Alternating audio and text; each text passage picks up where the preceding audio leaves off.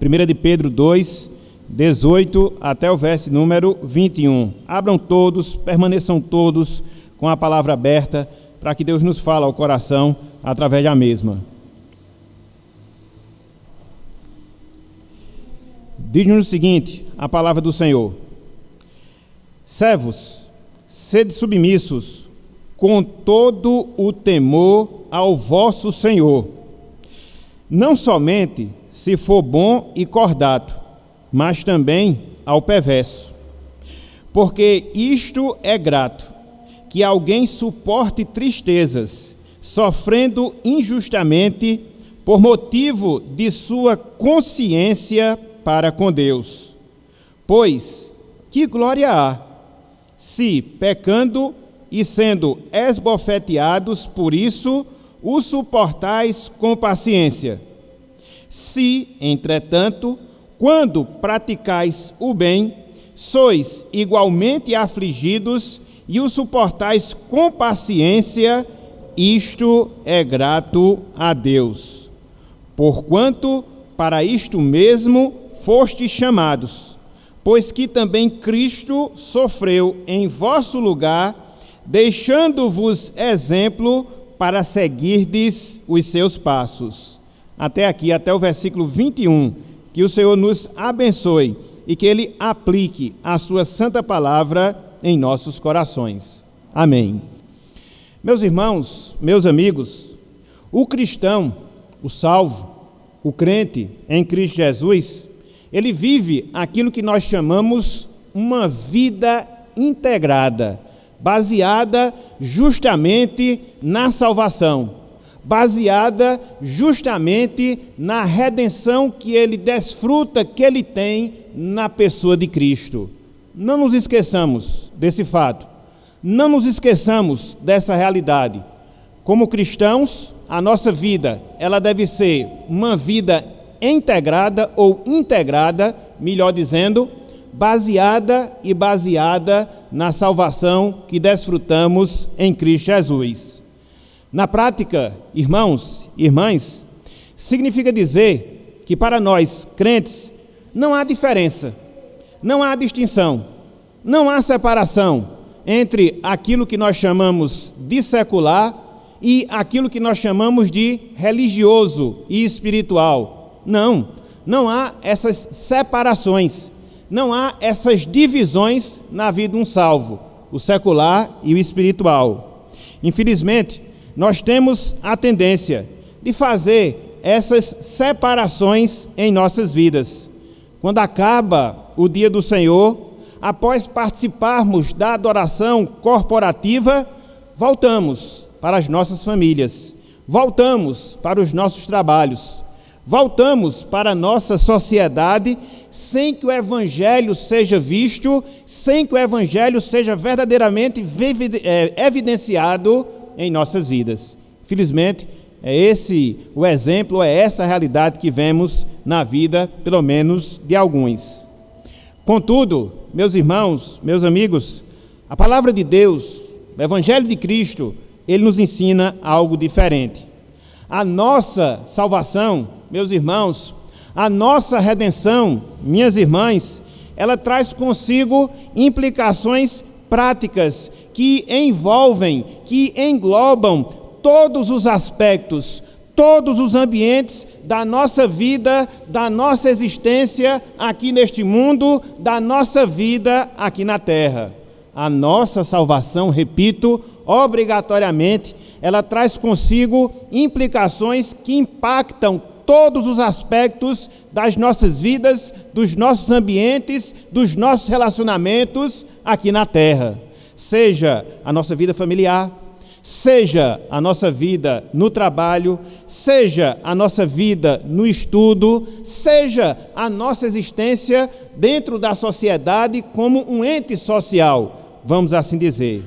Isso, meus irmãos, isso, meus amigos, é que os nossos irmãos puritanos chamavam de visão holística da vida. A palavra holístico significa um todo, significa um completo. Então, a nossa salvação, ela afeta tudo aquilo que nós somos. A nossa salvação, obrigatoriamente, ela atinge tudo aquilo que nós fazemos, tudo aquilo que nós realizamos em nossas vidas. Por isso a nossa afirmação inicial, a vida de um cristão, ela é integral, baseada na salvação em Cristo Jesus. É interessante, meus irmãos, é interessante, meus amigos, que é justamente esse mesmo entendimento que o apóstolo Pedro, ele teve ao, inspirado por Deus, escrever essa epístola, escrever essa carta que nós temos diante de nós. Depois de trabalhar a realidade salvadora, isso nós vimos, desde o capítulo 1, versículo 3, até o capítulo 2, versículo 10, depois de mostrar tudo aquilo que está relacionado à nossa salvação, Pedro, na sequência da sua carta, ele vai mostrar as implicações práticas dessa salvação na nossa vida atual, dessa salvação na nossa vida cotidiana. É por isso que ele trata de algumas áreas da nossa vida. Por exemplo, do capítulo 2, versículos 11 até o versículo 17, ele fala da nossa vida enquanto membros de uma sociedade. Do capítulo 2, versículo 18 até o versículo 25, ele fala da nossa vida e a nossa relação no trabalho. Do capítulo 3, versículos de 1 até o versículo 7, ele vai falar da nossa vida dentro do âmbito familiar, dentro do âmbito da nossa família em si. E por fim, do capítulo 3, versículos 8 até o versículo 12, ele vai falar da nossa vida e a nossa vida como membros do corpo de Cristo, como membros da Igreja de Cristo aqui na terra. Hoje, meus irmãos, hoje, meus amigos, após 5 meses depois da última pregação, nós seguiremos com as nossas meditações na primeira carta, na primeira epístola do apóstolo Pedro.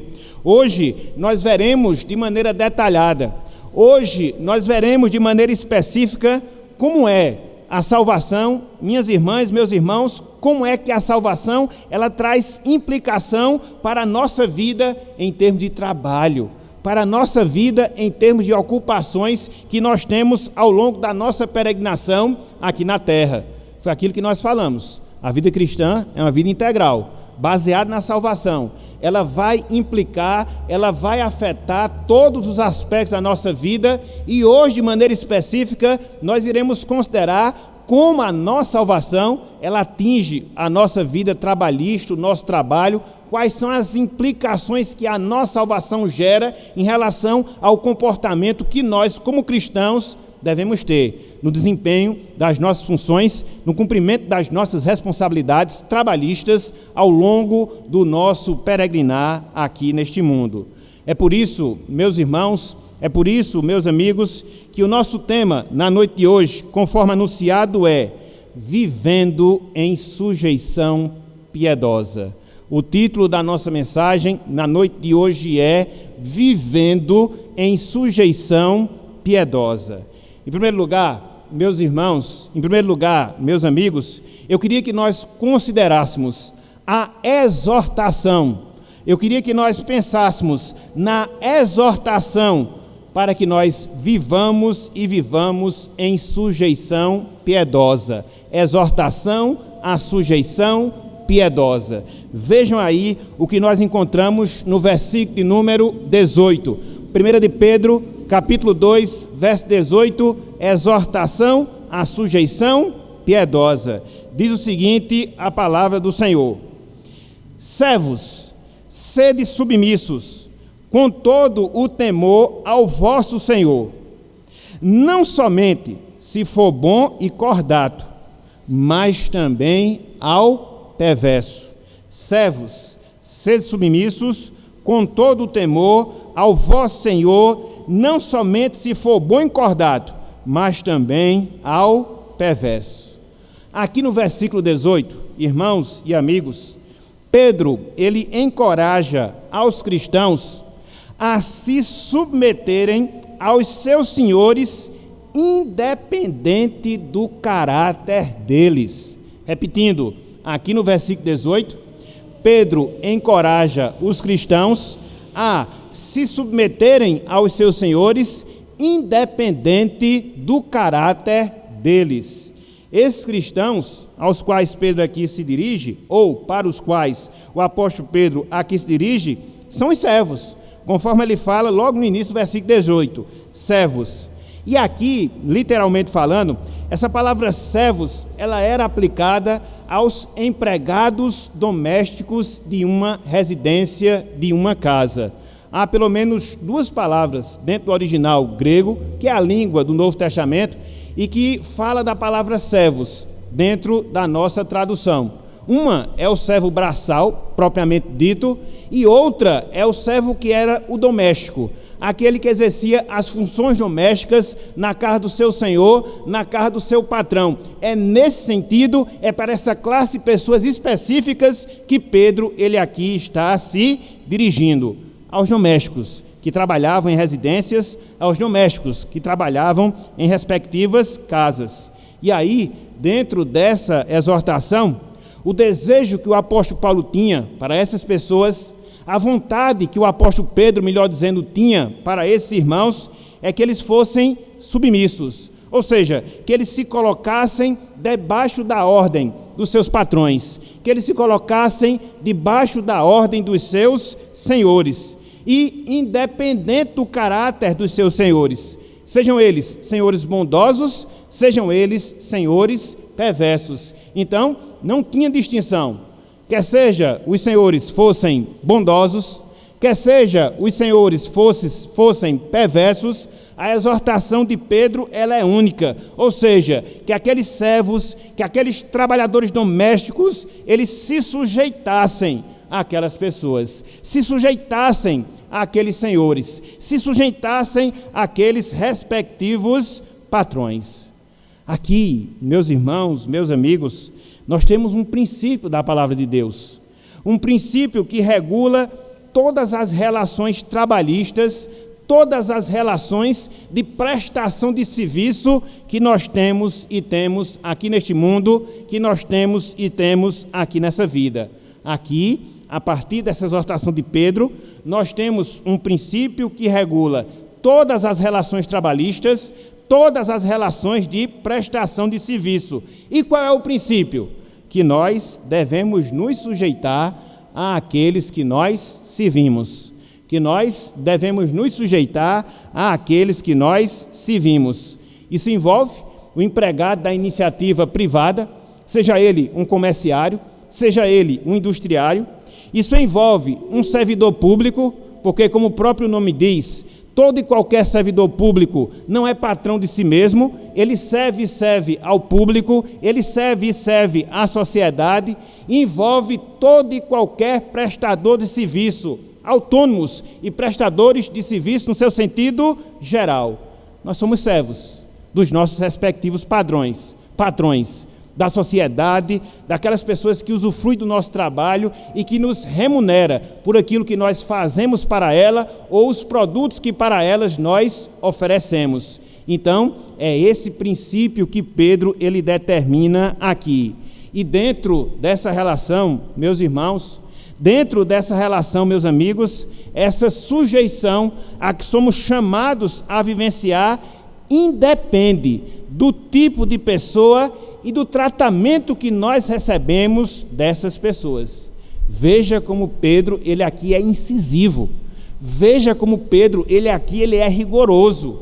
Uma vez que ele coloca esse princípio da sujeição que nós temos àquelas pessoas a que nós servimos e que somos remunerados, ele mostra que essa sujeição está debaixo da ordem dessas pessoas, independe do tipo dessas pessoas, independe do tratamento que nós recebemos dessas respectivas pessoas.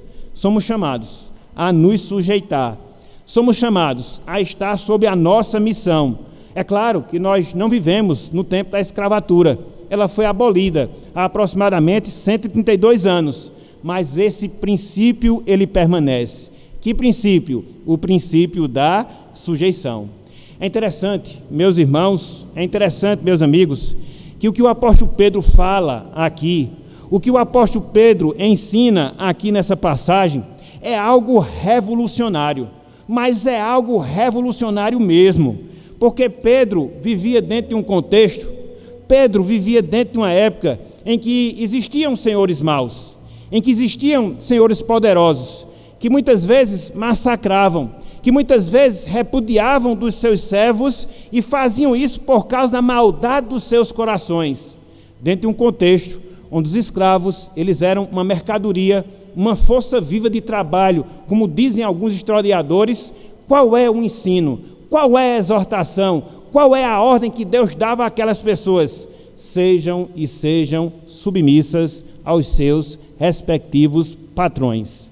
Muito possivelmente, meus irmãos, muito possivelmente, meus amigos, o apóstolo Pedro havia escutado testemunhos, o apóstolo Pedro havia escutado depoimentos de maus tratos que muitos escravos haviam padecido dos seus senhores. Mas não obstante essa realidade, não obstante essa condição, qual é a exortação que ele faz? Se sujeitem, se sujeitem, se sujeitem. E aqui nós aprendemos um princípio magnífico do Evangelho, que o Evangelho, meus irmãos, que o Evangelho, meus amigos, é algo amplo. O Evangelho, meus irmãos, o Evangelho, meus amigos, é algo desafiador para as nossas vidas. Por que que o Evangelho ele é amplo? Porque ele atinge, inclusive, as nossas relações de trabalho. Ele atinge, inclusive, a nossa vida profissional. Não há divisão da nossa vida. Na nossa vida profissional, na nossa vida trabalhista, nós devemos refletir o caráter do Evangelho, porque o Evangelho abrange esse aspecto também. É interessante, porque essa sujeição que Pedro aqui exorta, ela foi a mesma exortação que Paulo fez ao longo das suas cartas. Se você olhar Efésios 6,5, se você olhar Colossenses 3,22, se você olhar 1 Timóteo 6,1, se você olhar Tito 2,19, a exortação de Paulo também era a mesma para os empregados. Se sujeitem, se sujeitem, se sujeitem. Por quê? Porque a Bíblia afeta, inclusive, a nossa vida profissional, a nossa vida trabalhista. Mas conforme nós falamos, o Evangelho ele é desafiador. E por que que o Evangelho ele é desafiador? Porque ele nos exorta, nesse contexto, ele nos exorta, nessa realidade, a nos sujeitarmos àquelas pessoas que foram colocadas numa posição superior em termos de colocação às nossas vidas. É interessante, meus irmãos, é interessante, meus amigos, que a sujeição genuína, que a sujeição verdadeira, ela só pode ser vivenciada por alguém que é salvo. Ela só pode ser experimentada por alguém que foi alcançado pela salvação.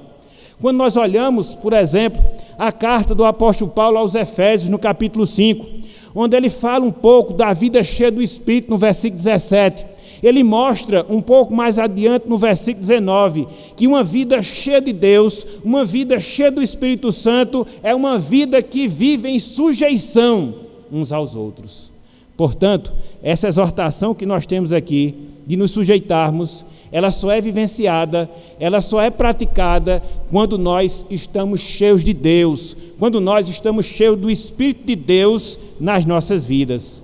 Contudo, a gente não pode esquecer, contudo, a gente não pode jamais se desviar dessa verdade, que a nossa nova vida em Cristo, ela afeta toda a nossa vida aqui na terra, inclusive os nossos relacionamentos trabalhistas. Por isso, meus irmãos, por isso, minhas irmãs, nós devemos nos analisar, nós devemos nos avaliar e nos perguntar: será que eu estou vivendo em sujeição no meu ambiente de trabalho? Será que eu estou obedecendo a esta exortação que Pedro fez aos servos e que Pedro me faz hoje, de estar sujeito àquelas pessoas a quem eu sirvo? É uma indagação importantíssima nas nossas vidas. Será que nós somos aquele empregado relapso, que chega atrasado no trabalho, que não cumpre com as suas obrigações, que só quer servir quando existe alguém superior a ele que lhe é agradável, que muitas vezes não procura desempenhar tudo aquilo que ele pode desempenhar, que muitas vezes não desenvolve todas as suas potencialidades, toda a sua capacidade, porque não quer se esforçar muito? Será que nós vemos o trabalho como um castigo na nossa vida? Infelizmente, essa é a visão que nós absorvemos do catolicismo romano. Vê o trabalho como mal, vê o trabalho como negativo. Não, meus irmãos, o trabalho é bênção, o trabalho ele é significativo, o trabalho ele é importante, seja ele qual for, porque não há um melhor do que o outro, não, jamais. Precisamos de cada uma das funções, precisamos de cada uma das profissões, e na medida que você junta cada uma delas, você tem uma sociedade estruturada. E dentro dessa perspectiva, dentro desse princípio, o que é que a Bíblia requer de cada um de nós? Que nós possamos exercer essa responsabilidade, que nós possamos cumprir com os nossos compromissos, que nós possamos ser bons funcionários, quer seja na nossa repartição de trabalho, quer seja na nossa loja, quer seja na nossa fábrica, quer seja em relação àquelas pessoas que nós oferecemos o nosso serviço, que nós sejamos os melhores, porque uma vez que isso acontece, nós estaremos glorificando a Deus através da nossa vida, inclusive através do nosso trabalho. Foi aquilo que eu falei logo no início. A vida cristã é uma vida integral, e ela está baseada justamente na nossa salvação. Glorificamos a Deus corporativamente falando aqui no domingo? Sim, mas também glorificamos a Deus nas nossas relações pessoais, inclusive nas nossas relações trabalhistas. Então, o que é que nós aprendemos no primeiro momento? A exortação. A exortação a quê? A que nós nos sujeitemos piedosamente. Contudo, meus irmãos, contudo, meus amigos, o apóstolo Pedro, ele não para por aqui. E em segundo lugar, ele nos mostra a capacitação para nos sujeitarmos piedosamente. A capacitação para a sujeição piedosa. A capacitação para a sujeição piedosa. Vejam aí, versículo 19 e também o versículo de número 20. 1 de Pedro 2, 19 até o versículo número 20. Diz o seguinte, a palavra do Senhor: porque isto é grato, que alguém suporte tristezas, sofrendo injustamente, por motivo de sua consciência para com Deus. Pois que glória há, se, pecando e sendo esbofeteados, por isso o suportais com paciência. Se, entretanto, quando praticais o bem, sois igualmente afligidos e o suportais com paciência, isto é grato a Deus. O que é que nós temos aqui, meus irmãos? O que é que nós temos aqui, meus amigos? Pedro aqui ele explica a origem. Pedro aqui ele explica a fonte de onde nós adquirimos forças para viver em sujeição, independente do tratamento que nós recebemos dos nossos superiores. Repetindo, Pedro, ele explica aqui qual é a fonte, qual é a origem, de onde nós adquirimos forças para uma submissão sofredora, para uma sujeição sofredora, se for o caso. A chave para nós interpretarmos corretamente esses dois versículos, tanto o versículo 19, como também o versículo 20, se encontra no início do versículo 19 e no final do versículo 20. No início do versículo 19, Pedro diz, porque isto é grato. No final do versículo 20, Pedro diz, isto é grato a Deus. Infelizmente, as nossas traduções, elas não traduzem exprimindo a realidade do texto em si. Essa palavra grato que nós temos aí não tem a ver com gratidão, não. Essa palavra grato que nós temos, tanto no início do versículo 19, como também no final do versículo 20, significa a palavra graça nas nossas línguas. Significa a palavra graça no português. Então, quando você substitui essa palavra, e aí tem uma tradução mais exata, como é que fica o texto? Porque isto é graça, logo no início do versículo 19, e no final do versículo 20, isto é graça de Deus. E o que é que isso nos ensina? Que é a graça divina, meus irmãos, que é a graça divina, meus amigos, quem nos habilita, quem nos capacita a viver em submissão piedosa. Veja que coisa fantástica, veja que coisa extraordinária, que coisa maravilhosa.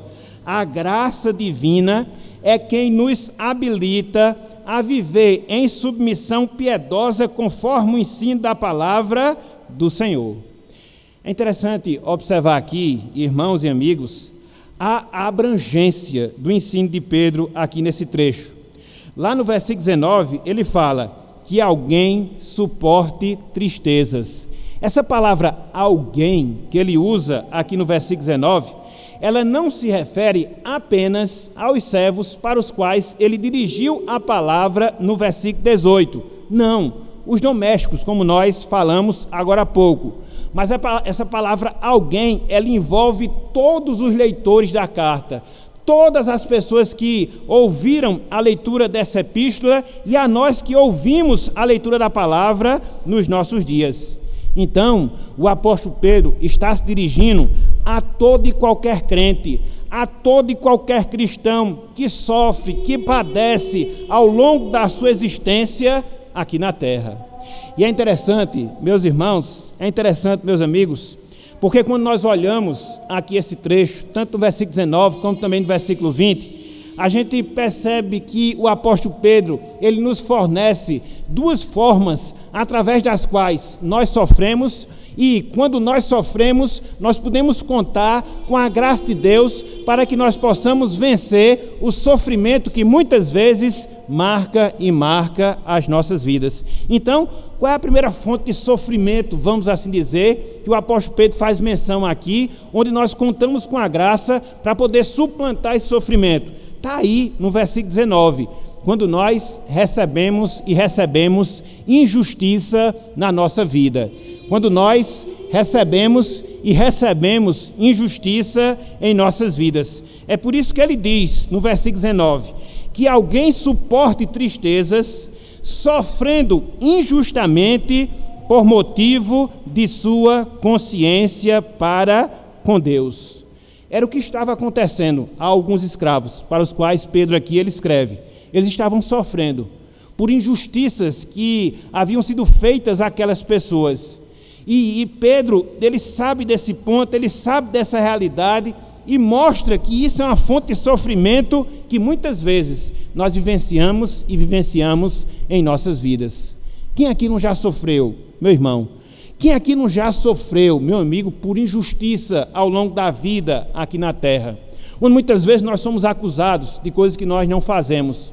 Onde muitas vezes nós somos penalizados por coisas que nós não fazemos. Infelizmente, essa é uma realidade. Infelizmente, essa é uma triste condição que muitas vezes se faz presente na nossa vida. E ela traz dor consigo, ela traz sofrimento para o nosso coração.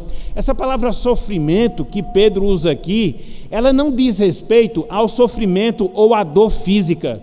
Mas a palavra sofrimento que Pedro faz uso aqui é o sofrimento interno, é o sofrimento emocional, é aquela angústia, é aquela tristeza que você sente quando você é injustiçado na sua vida. Mas graças a Deus, meus irmãos, graças a Deus, minhas irmãs, que nós temos a graça de Deus para que assim nós possamos suportar o sofrimento injusto que porventura nós atravessemos em nossas vidas.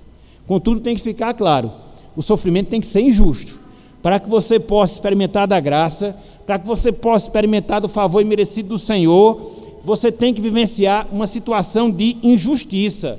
É por isso que Pedro, ele completa o seu pensamento logo no início do versículo 20, mostrando essa realidade.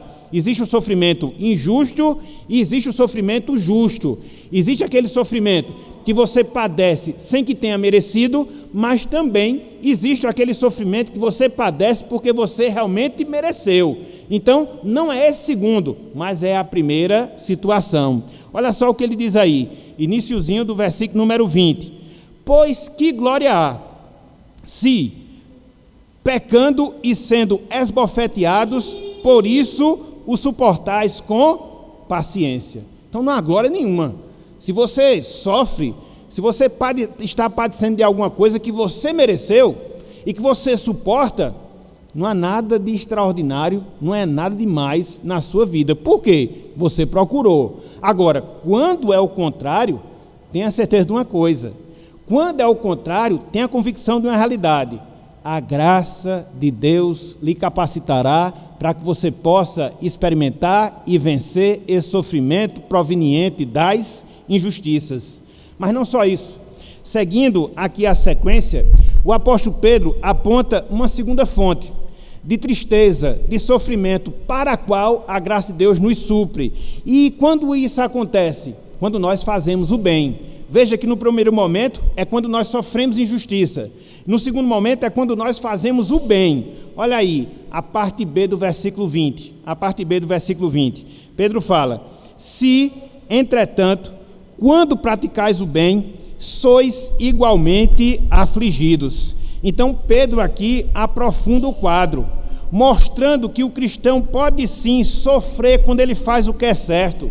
O cristão pode sim sofrer quando ele faz aquilo que é correto. Pode, isso é uma realidade. Essa era uma realidade de muitos escravos que Pedro conhecia. Eram fiéis aos seus senhores, eram fiéis aos seus patrões, mas mesmo assim eles recebiam o mal pelo tratamento bom, digno, ou pelo trabalho correto que eles prestavam. E Pedro diz: mesmo assim vocês serão capacitados e capacitados com a graça do Senhor.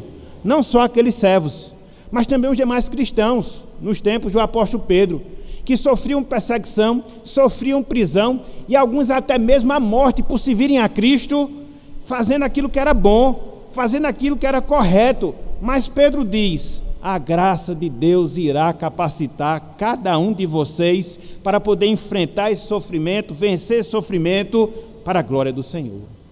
Então, meus irmãos, minhas irmãs, o que nós temos aqui é outra coisa maravilhosa, é outra coisa fantástica que a salvação de Cristo nos garante. A salvação de Cristo nos garante um recurso eficaz para que assim nós possamos suportar o sofrimento piedoso que muitas vezes nós padecermos e padecermos em nossas vidas. E que recurso é esse? A graça de Deus, a graça de Deus, o favor imerecido do Senhor. Muitas vezes nós somos injustiçados, muitas vezes nós somos incompreendidos. E como é que nós iremos enfrentar essas situações que produzem em nós mágoa, que produzem em nós desalento, que produzem em nós raiva? Como? Pela graça de Deus, pela graça de Deus, pela graça do Senhor. Veja que não somos nós, meus irmãos, não somos nós, minhas irmãs, é a graça de Deus operando em nossas vidas.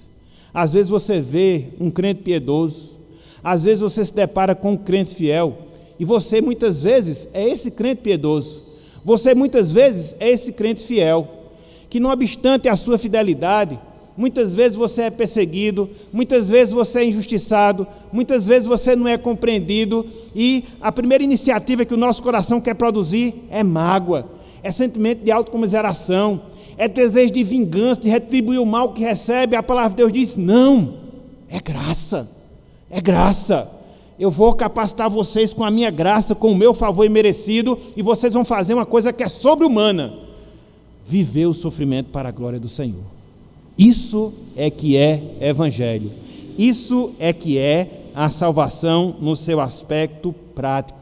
Por isso, meus irmãos, por isso, minhas irmãs, diante das injustiças, diante dos sofrimentos, diante das perseguições, diante das indiferenças, o que é que nós devemos fazer?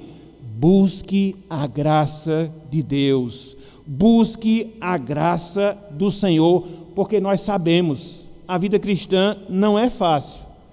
Muitas vezes a gente lida com a desobediência de um filho, muitas vezes a gente lida com a incompreensão de um cônjuge, muitas vezes a gente lida com um deboche de um amigo, um funcionário ou um colega de trabalho. Muitas vezes faz parte da nossa vida, e às vezes nós temos determinadas motivações que são carnais.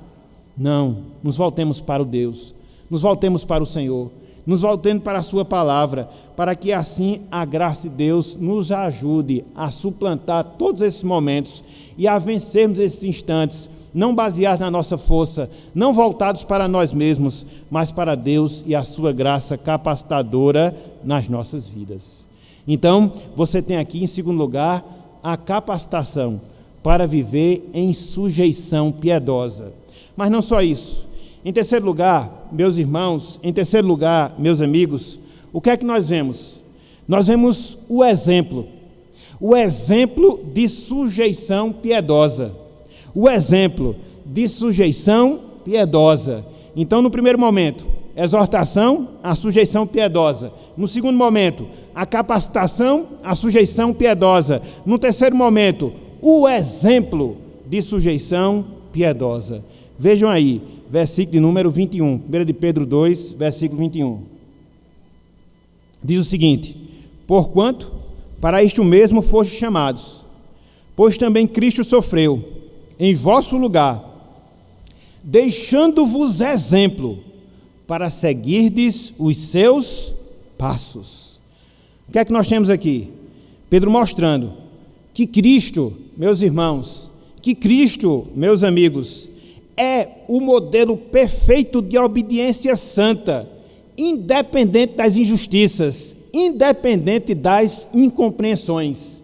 Cristo é o modelo perfeito de obediência santa, independente das injustiças, independente das incompreensões. Pedro ensina, através dessas palavras, que, em sujeição à vontade do Pai, nosso Salvador veio a este mundo, nosso Salvador assumiu a natureza humana, nosso Salvador viveu entre os pecadores, nosso Salvador fez o bem, e como recompensa, ele sofreu e morreu nas mãos dos pecadores. Pedro, ele chama a atenção para Cristo, para o seu exemplo, a fim de fundamentar a exortação de sujeição aos escravos que ele acabara de falar. Cristo se sujeitou à autoridade do Império Romano, que acabou tirando a sua vida. Apesar da prática do bem, Cristo acabou crucificado no Calvário. Dessa forma, meus irmãos, dessa forma, meus amigos, Cristo é o modelo, é o padrão, é o parâmetro que deve ser seguido de piedade, mesmo em meio à injustiça, mesmo em meio ao sofrimento. E é interessante, irmãos, amigos, que essa verdade de Cristo como exemplo de sofrimento, Cristo como exemplo de injustiça, ela fica muito mais clara quando nós entendemos o significado da palavra exemplo que Pedro ele usa aqui no versículo de número 21. A palavra exemplo que Pedro usa aqui no versículo 21, referindo-se a Cristo, literalmente falando, ela significa molde. Literalmente falando, ela significa padrão. Ela tinha uma aplicação bem específica nos tempos do apóstolo Pedro. Era uma aplicação que nós chamamos de aplicação educacional. Ou seja, ela se referia à atitude que os mestres tinham nos tempos do apóstolo Pedro, quando eles estavam alfabetizando as crianças, de escreverem com a letra mais fraca, mais clara, para que os alunos pudessem cobrir aquela letra mais clara e assim poder desenvolver a escrita. Ou aos modelos das palavras que eram colocadas na parte superior das páginas, que as crianças deveriam ver e fazer da mesma forma. Então Pedro pega essa palavra dentro desse contexto e a aplica no sentido espiritual, mostrando que Cristo é esse molde, Cristo é esse modelo que nós devemos copiar, inclusive do sofrimento, para que assim nós possamos viver em sujeição piedosa. Fantástico, né, meus irmãos? Nós começamos a entender cada significado de palavra, por isso que a Bíblia é inspirada palavra por palavra. Então, é assim que Pedro ele está ensinando. É assim que Pedro ele está exortando aquelas pessoas. Vocês sofrem com seus patrões maldosos? Eu sei disso. Vocês padecem com os seus senhores severos? Eu sei disso. Mas eu vou colocar para vocês um exemplo de uma pessoa que também sofreu, que também padeceu. E é esse exemplo que vocês devem mirar quando vocês sofrerem, para que da mesma forma que ele venceu o sofrimento, da mesma maneira que ele venceu as injustiças, vocês também venham a vencer. É justamente isso, meus irmãos.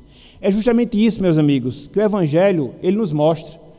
Os Evangelhos, ele nos mostra a pessoa de Cristo, nos mostra os seus sofrimentos, nos mostra as suas dores, nos mostra as suas injustiças. Se teve uma pessoa que padeceu, se teve um ser que sofreu ao longo dessa vida aqui na terra, essa pessoa, esse ser foi com certeza Jesus Cristo.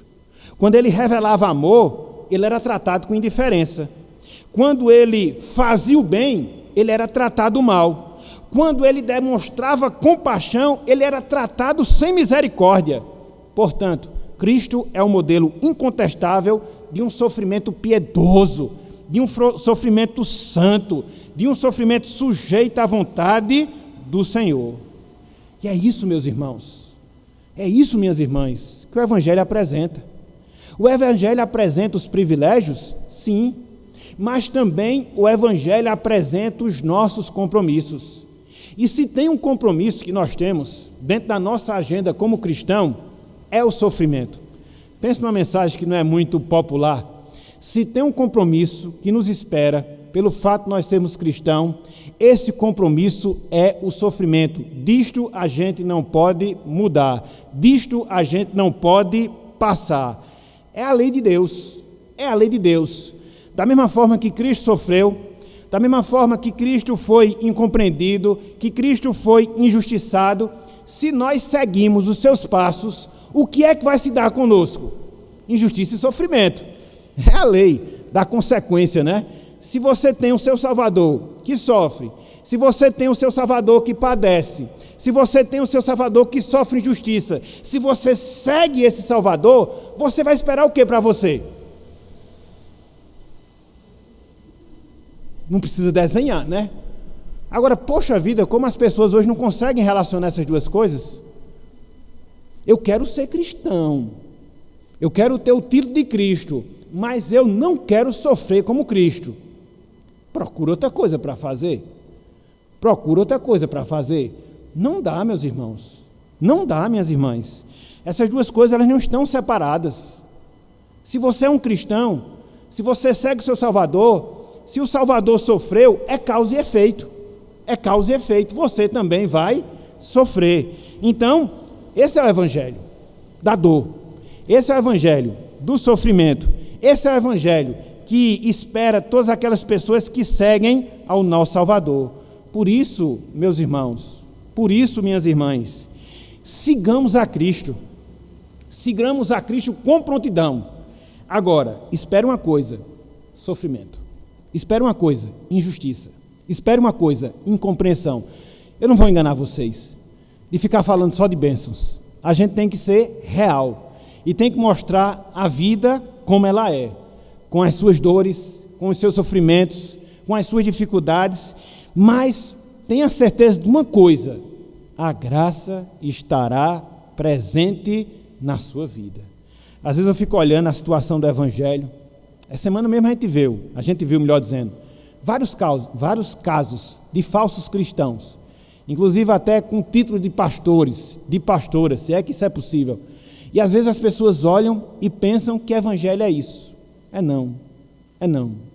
E nós temos a obrigação de mostrar que é diferente, através da nossa vida, através do nosso comportamento, inclusive em meio aos nossos sofrimentos, inclusive em meio às nossas dores, porque Cristo é o nosso molde, Cristo é o nosso modelo, e obrigatoriamente nós devemos seguir nos seus passos.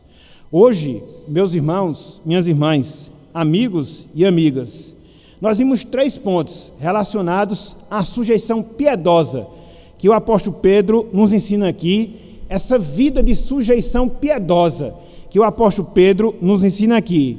Ele falou acerca da exortação à sujeição à vida piedosa, ele falou da capacitação para vivermos uma vida de sujeição piedosa, ele nos deu um exemplo de vida que se sujeitou de maneira piedosa.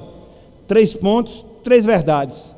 E diante disso, quais são ainda algumas lições práticas que nós podemos extrair para as nossas vidas, para fechar aqui esse sermão de retorno às meditações da primeira carta do apóstolo Pedro? Em primeiro lugar, meus irmãos, minhas irmãs, consideremos a Cristo, o nosso bondoso Senhor, que sofreu pelos seus servos. Consideremos a Cristo, o nosso bondoso Senhor, que sofreu pelos seus servos. Aqui eu queria fazer uma pergunta, e se você tiver a capacidade de me responder afirmativamente, eu nego tudo o que eu falei até aqui nessa mensagem. E quais são as duas perguntas? Quem é, meus irmãos, minhas irmãs, dentro da comunidade dos patrões, que se sacrifica, dando a sua própria vida em favor de um funcionário? Já viram esse exemplo? Já viram esse patrão? Eu gosto muito do meu funcionário, eu estimo meu funcionário. Se for possível, eu vou dar a minha vida por esse funcionário. Já ouviram alguém assim? Mas vamos lá. Qual é um senhor, ou qual é o senhor, melhor dizendo, que se sacrifica pelo seu escravo? Já viram na história da escravatura? Alguém, quer no Brasil, quer fora do Brasil, que tivesse à disposição um senhor dando a sua vida por um escravo? Não, não. Só tem uma pessoa que fez isso. Única, ímpar, exclusiva. E quem é? Jesus Cristo. Jesus Cristo. Jesus Cristo. Ele é, meus irmãos, ele é, minhas irmãs, aquilo que eu gosto de chamar a personificação da bondade. Cristo é a bondade em pessoa. Ele foi o primeiro a abrir o caminho do sofrimento através da sua própria vida. Ele sofreu como nenhum outro sofreu. Ele sofreu como nenhum outro sofre. Ele sofreu como nenhum outro sofrerá. E é esse o Salvador que nós temos. Louvado seja Deus. Ele é o Senhor que se dá pelos seus servos. Ele é o Senhor que se sacrifica pelos seus servos. Esse é o nosso Salvador. Esse é o nosso Redentor. Portanto, consideremos a Cristo, o nosso bondoso Senhor, que sofreu, que morreu em prol dos seus escravos, em prol dos seus servos. Em segundo lugar, meus amigos, minhas amigas, diante de tudo isso que nós ouvimos, diante de tudo isso que nós escutamos, o que é que nós temos a lhes dizer? Simples: se volte para esse bondoso Senhor que morreu pelos seus servos. Se volte para esse bondoso Senhor que morreu e morreu pelos seus servos. Você não vai encontrar ninguém, absolutamente ninguém, que tenha um amor tão grande, que tenha um amor tão perfeito como o amor do nosso Salvador Jesus Cristo. Não tem, não há, nunca existiu, nunca existirá, não, jamais. E o que é que nós lhes aconselhamos? Para que você experimente desse amor, para que você entregue a vida àquele que foi capaz de dar a sua vida pelos seus. Entrega a sua vida àquele que foi capaz de dar a sua vida em favor dos seus. Você pode ser uma dessas pessoas nessa noite. Está constando entre aquele grupo de pessoas pelas quais Cristo morreu. Por isso, arrependa dos seus pecados. Por isso, se volte para o Evangelho. Por isso, confesse a Cristo como Senhor e Salvador da sua vida. E tenha esse Senhor, e tenha esse Salvador bondoso, que lhe conduzirá ao longo desta vida e que lhe receberá na eternidade, para que você possa viver a eternidade na sua presença. Então, que Deus nos abençoe e que Ele aplique a sua santa palavra em nossos corações. Amém.